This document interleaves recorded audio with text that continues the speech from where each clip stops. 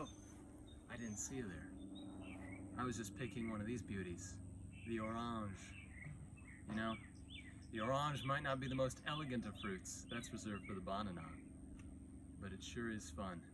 That's why we call him the frat boy of the fruit bowl. Orange originally means, ow, keep that out of my eye. But today, I'm gonna show you how to eat one of these beauties. Here's your first method. This is called the wild man. You take your orange, then you take your hand, form it into a fierce claw, like so. It helps to think of rage.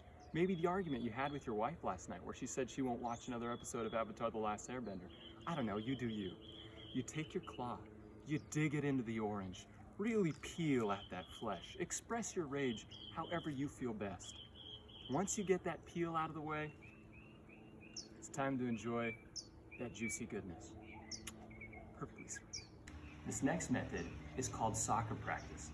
Now don't get too ahead of yourself. You're never to kick one of these beauties. This is one of God's finest creatures. Come in close.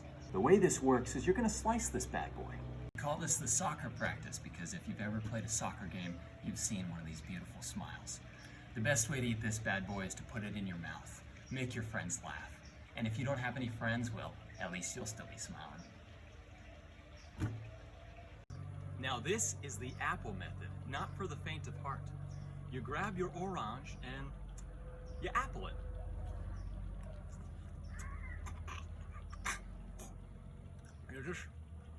You really,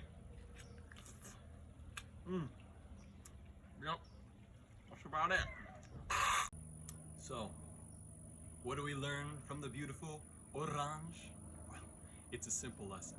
You may wish for an apple, but it's always going to be an orange.